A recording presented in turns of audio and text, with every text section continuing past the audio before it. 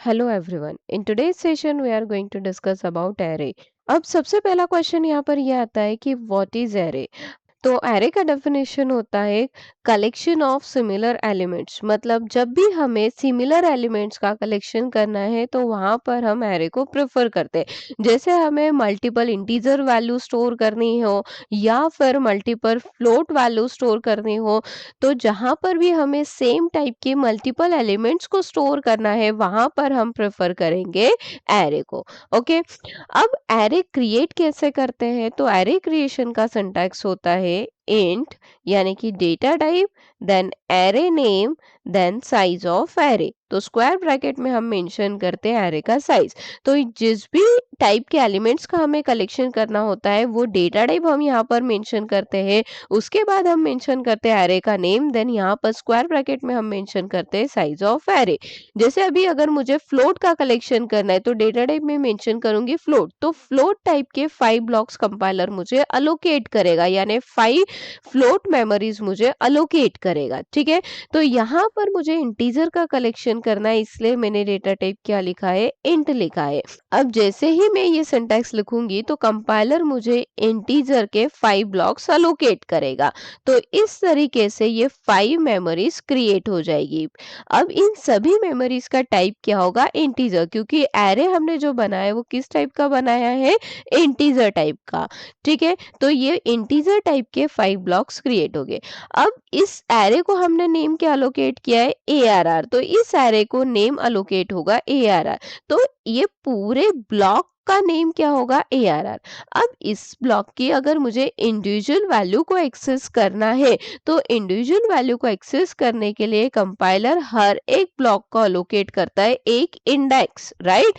तो ये जो इंडेक्स है ये कहाँ से स्टार्ट होते हैं, 0 से स्टार्ट होते हैं और कहाँ तक पर एंड होते हैं, n-1 पे एंड होते हैं। तो n is the size of array. जैसे ये एरे का साइज है 5, तो 5 - 1 इट मींस 4। तो लास्ट इंडेक्स कितना होगा, 4 होगा।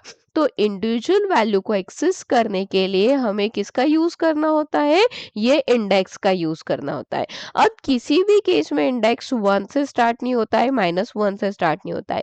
ये फिक्स होता है कि जब भी आप एरे क्रिएट करोगे तो इंडेक्स हमेशा 0 से स्टार्ट होगे और n-1 तक जाएंगे, राइट। अब जो ये मेमोरी अलोकेशन होता है ये कंटिन्यूअस मेमोरी अलोकेशन होता है। मतलब जब हम कोई एरे बनाते हैं तो एरे जिस भी साइज का हम बनाए तो वहां पर जितने भी ब्लॉक्स हमें अलोकेट हो गए वो सारे ब्लॉक्स कैसे हो गए, कंटिन्यूअस हो गए। ठीक है। मतलब इनको मेमोरी अलोकेशन कैसे होगा, कंटिन्यूअस मेमोरी अलोकेशन होगा। अब सपोज करो कि फर्स्ट ब्लॉक का एड्रेस है 100, तो नेक्स्ट ब्लॉक का कितना होगा। तो देखो हमने एरे किस टाइप का बनाया, इंटीजर टाइप का। तो एक ब्लॉक कितने बाइट मेमोरी स्पेस ऑक्यूपाई करेगा, 4 बाइट मेमोरी स्पेस ऑक्यूपाई करेगा। तो फर्स्ट ब्लॉक का एड्रेस अगर 100 है तो नेक्स्ट ब्लॉक का एड्रेस होगा 104। मतलब फर्स्ट ब्लॉक ने कितने बाइट मेमोरी स्पेस ऑक्यूपाई किया है, 4 बाइट। तो इसके लिए नेक्स्ट ब्लॉक का एड्रेस कितना होगा, 104। देन नेक्स्ट का एड्रेस होगा 108, देन नेक्स्ट 112, देन नेक्स्ट 116। तो इस तरीके से कंटिन्यू ये मेमोरी अलोकेट होगी। तो जैसे ही ये सिंटैक्स को हम एग्जीक्यूट करेंगे तो कंपाइलर कुछ इस तरीके का मेमोरी हमें अलोकेट करेगा। चलो, तो अब ये हुआ मेमोरी अलोकेशन वाला पार्ट। अब हमें ये देखना है कि इस मेमोरी में हम डेटा कैसे स्टोर करेंगे और इस मेमोरी का डेटा अगर हमें डिस्प्ले करना है तो वो कैसे करेंगे। ठीक है। तो अब देखो यहाँ पर हमें क्या करना है, मेन फंक्शन में सबसे पहले एरे क्रिएट करना है। तो जो सिंटैक्स हमने यहाँ लिखा था सेम सिंटैक्स हम यहाँ पर मेंशन कर देंगे। तो int ARR size of 5, right.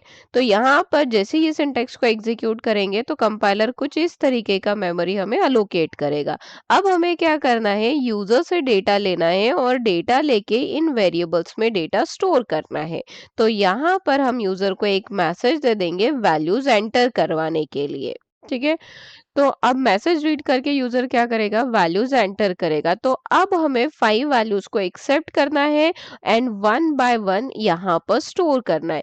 अब हमें वैल्यू जो स्टोर करना है वो कितनी वैल्यू स्टोर करना है, मल्टीपल वैल्यू स्टोर करना है। मतलब कंसोल से हमें क्या करना होगा, मल्टीपल वैल्यू स्कैन करनी होगी। तो वन बाय वन हम मल्टीपल वैल्यू स्कैन करेंगे और यहाँ पर स्टोर करते जाएंगे। अब जब भी हमें वैल्यू को स्कैन करना है तो हमें क्या करना होगा, स्कैनएफ फंक्शन यूज करना होगा। तो फर्स्ट वैल्यू के लिए स्कैनएफ चलाना पड़ेगा, फिर वापस सेकंड वैल्यू के लिए स्कैनएफ चलाना पड़ेगा, अगेन थर्ड वैल्यू के लिए स्कैनएफ चलाना पड़ेगा। तो मल्टीपल टाइम हमें क्या करना है, स्कैनएफ के स्टेटमेंट को रिपीट करना है। तो स्टेटमेंट को रिपीट करने के लिए हम यूज करते हैं लूप। तो यहाँ पर मैं एक लूप इंप्लीमेंट करूंगी। अब लूप को हैंडल करने के लिए हम क्या करेंगे, एक वेरिएबल क्रिएट करेंगे। तो यहाँ पर इंटीजर आई नाम से मैंने एक वेरिएबल क्रिएट कर दिया। अब वेरिएबल क्रिएट करने के बाद यहाँ पर लूप में हम उस वेरिएबल को इनिशियलाइज करेंगे। तो लूप को हम इनिशियलाइज कर देंगे 0 से। अब यहाँ पर लूप को हमें कितनी टाइम्स रिपीट करना है, 5 टाइम्स रिपीट करना है। तो हम यहाँ पर एक कंडीशन अप्लाई कर देंगे, i is less than equals to 4।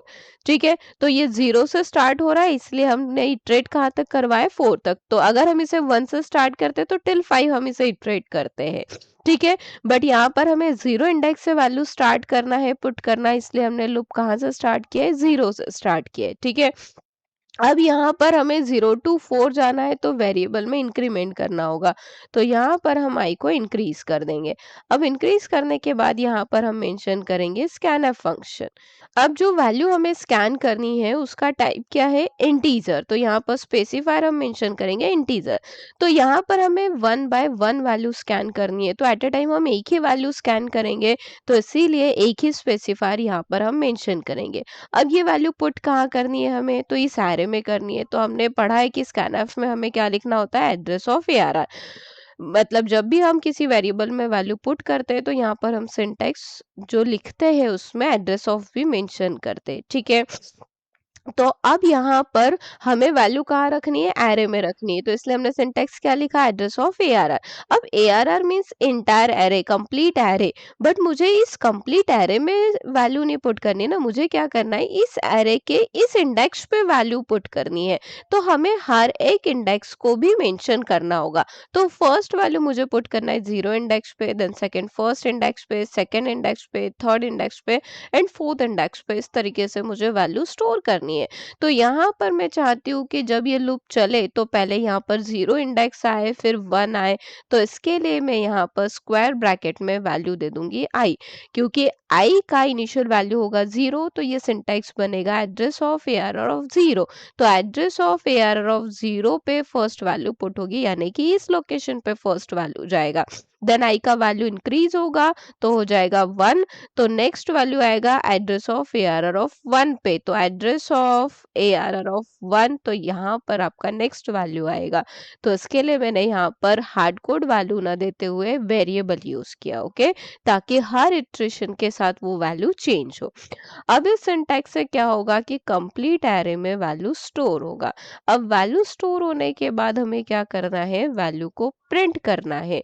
तो वन बाय वन हम क्या करेंगे, वैल्यूज को प्रिंट करेंगे। तो प्रिंट करने के लिए भी मुझे क्या करना होगा, एक लूप मेंशन करना होगा। तो सेम लूप हम यहाँ पर कॉपी पेस्ट कर देंगे।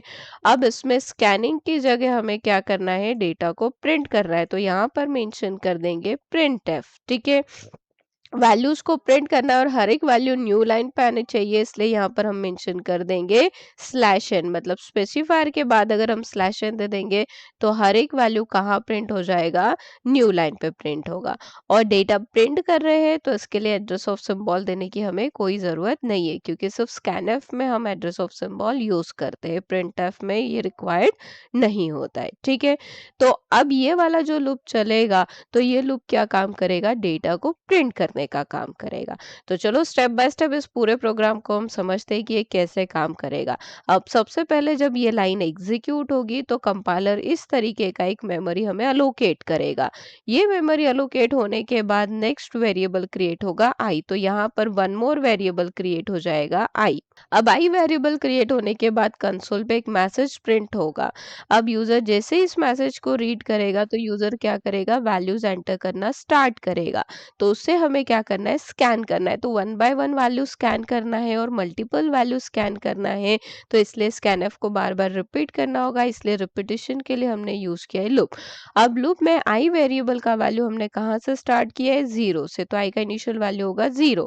देन कंडीशन चेक करेगा, 0 is less then 4, yes condition is true. Condition true है तो कर्सर यहाँ पर आएगा और फर्स्ट वैल्यू कहाँ पर पुट होगा, एड्रेस ऑफ एआरआर ऑफ आई पे। तो आई का वैल्यू कितना है, 0, तो एड्रेस ऑफ एआरआर ऑफ 0 पे फर्स्ट वैल्यू पुट होगा।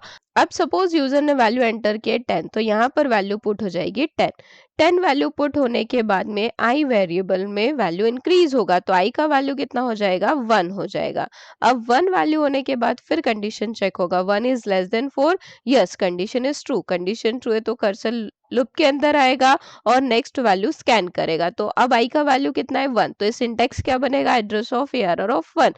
तो एड्रेस ऑफ एआरआर ऑफ 1 पे नेक्स्ट वैल्यू जाएगा, तो एड्रेस ऑफ एआरआर ऑफ 1 मतलब ये वाला इंडेक्स। तो सपोज यूजर ने एंटर किया 20, तो 20 वैल्यू यहाँ पर स्टोर हो जाएगा। 20 वैल्यू स्टोर होने के बाद आई का वैल्यू इंक्रीज होगा, तो आई का वैल्यू कितना हो जाएगा, 2 हो जाएगा, तो यहाँ पर आ जाएगा 2। देन चेक करेगा, 2 is less than equals to 4, yes condition is true. Condition true है तो कर्सर यहाँ पर आएगा और नेक्स्ट वैल्यू पुट करेगा एड्रेस ऑफ एआरआर ऑफ 2 पे, क्योंकि आई का वैल्यू कितना है, 2 है, तो नेक्स्ट वैल्यू आएगा एड्रेस ऑफ एआरआर ऑफ 2 पे। तो suppose address of ARR of 2 पे यूजर ने एंटर किया 30, तो यहाँ पर 30 पुट हो जाएगा। अब 30 पुट होने के बाद आई का वैल्यू इंक्रीज होगा, तो सपोज आई का वैल्यू हो गया 3, ठीक है, तो नेक्स्ट वैल्यू हो गया 3। अब कंडीशन चेक करेगा, 3 is less then 4, yes condition is true. Condition true है तो नेक्स्ट वैल्यू कहाँ पर स्टोर होगा, तो एड्रेस ऑफ एआरआर ऑफ 3 पे नेक्स्ट वैल्यू आएगा। तो एड्रेस ऑफ एआरआर ऑफ 3 पे सपोज यूजर ने एंटर किया 40, तो यहाँ पर स्टोर हो जाएगी नेक्स्ट वैल्यू 40। अब 40 वैल्यू स्टोर होने के बाद आई वेरिएबल में अगेन इंक्रीमेंट होगा, तो नेक्स्ट वैल्यू हो जाएगा आई का कितना, 4। तो यहाँ पर नेक्स्ट वैल्यू जो हो गया है वो कितना हो गया है, 4 हो गया है, ठीक है। 4 वैल्यू होने के बाद फिर से कंडीशन चेक होगा, तो 4 इज लेस देन और इक्वल्स टू 4, तो लेस नहीं है बट इक्वल है, तो कंडीशन अगेन ट्रू होगा। कंडीशन ट्रू होने के बाद कर्सर यहाँ पर आएगा और नेक्स्ट वैल्यू पुट करेगा एड्रेस ऑफ एआरआर ऑफ 4 पे। तो एड्रेस ऑफ एआरआर ऑफ 4 पे वैल्यू आ जाएगा 50। सपोज यूजर ने एंटर किया 50, तो नेक्स्ट इंडेक्स पे वैल्यू स्टोर हो जाएगा 50। 50 वैल्यू स्टोर होने के बाद आई का वैल्यू अगेन इंक्रीज होगा, तो इंक्रीज होने के बाद ये वैल्यू हो जाएगा 5। जैसे वैल्यू 5 होगा देन कंडीशन चेक होगा, कंडीशन चेक होगा तो कंडीशन क्या होगा, फॉल्स होगा। जैसे ही कंडीशन फॉल्स होगा तो कर्सर इस लूप से बाहर आएगा। बाहर आने के बाद में फिर से ये नया वाला लूप स्टार्ट होगा, मतलब सेकेंड लूप स्टार्ट होगा। अब सेकेंड लूप जब स्टार्ट होगा तो आई का वैल्यू री इनिशियलाइज हुआ है यहाँ पर, तो आई का वैल्यू कितना हो जाएगा, 0। तो ये जो आई का वैल्यू है ये फिर से कहाँ से स्टार्ट हो जाएगा, 0 से स्टार्ट हो जाएगा। अब फिर कंडीशन चेक होगा, 0 is less then 4, yes condition is true. Condition true है तो यहाँ पर एआरआर ऑफ आई का वैल्यू प्रिंट होगा, तो आई का वैल्यू कितना है, अब 0। तो एआरआर ऑफ 0 इंडेक्स का वैल्यू प्रिंट होगा, तो एआरआर ऑफ 0 पे कितना है, 10। तो कंसोल पे प्रिंट क्या होगा, 10 प्रिंट होगा। 10 प्रिंट होने के बाद आई वेरिएबल में इंक्रीमेंट होगा, तो ये हो जाएगी वैल्यू 1। अब चेक करेगा, 1 is less then 4, yes condition is true. Condition true है तो नेक्स्ट वैल्यू एआरआर ऑफ 1 का प्रिंट करेगा, तो एआरआर ऑफ 1 का वैल्यू कितना है, 20। तो 20 वैल्यू कंसोल पे प्रिंट होगा। प्रिंट होने के बाद आई का वैल्यू इंक्रीज होगा, तो कितना हो जाएगा, 2। देन चेक करेगा, 2 is less than equals to 4, yes condition is true. Condition true है तो नेक्स्ट वैल्यू कौन सा प्रिंट होगा, एआरआर ऑफ 2 का प्रिंट होगा। तो एआरआर ऑफ 2 पे क्या है, 30, तो 30 यहाँ पर प्रिंट हो जाएगा। 30 प्रिंट होने के बाद आई वेरिएबल में इंक्रीमेंट होगा, तो आई वेरिएबल का वैल्यू कितना हो जाएगा, 3 हो जाएगा। तो वैल्यू 3 हो गया। अब 3 वैल्यू होने के बाद कंडीशन चेक करेगा, 3 is less than equals to 4, yes condition is true. Condition true है तो नेक्स्ट वैल्यू कौन सा प्रिंट होगा, एआरआर ऑफ 3 का वैल्यू प्रिंट होगा। तो एआरआर ऑफ 3 पे कितना है, 40, तो 40 कंसोल पे प्रिंट होगा। 40 प्रिंट होने के बाद फिर आई वेरिएबल में इंक्रीमेंट होगा, तो आई का वैल्यू हो जाएगा 4। फिर चेक करेगा, 4 इज लेस देन और equals to 4, yes condition is true. Condition true है तो नेक्स्ट वैल्यू क्या प्रिंट करेगा, एआरआर ऑफ 4 का वैल्यू प्रिंट करेगा। तो एआरआर ऑफ 4 पे वैल्यू क्या है, 50, तो 50 वैल्यू कंसोल पे प्रिंट हो जाएगा। 50 वैल्यू प्रिंट होने के बाद आई का वैल्यू इंक्रीज होगा, इंक्रीज होगा तो वैल्यू कितना हो जाएगा, 5 हो जाएगा। अब चेक करेगा, 5 is less than equals to 4, no, condition is false, condition false है तो कर्सर इस लूप से भी बाहर आ जाएगा। ओके, देन प्रोग्राम टर्मिनेट हो जाएगा। तो इस तरीके से यहाँ पर एरे क्रिएट होगा, देन स्कैनफ के थ्रू डेटा स्टोर होगा एंड प्रिंटफ के थ्रू डेटा प्रिंट होगा। आई होप कि यहाँ तक के सारे पॉइंट सभी को क्लियर हो गए। In case if you have any doubt, then please write in a comment section. Thank you.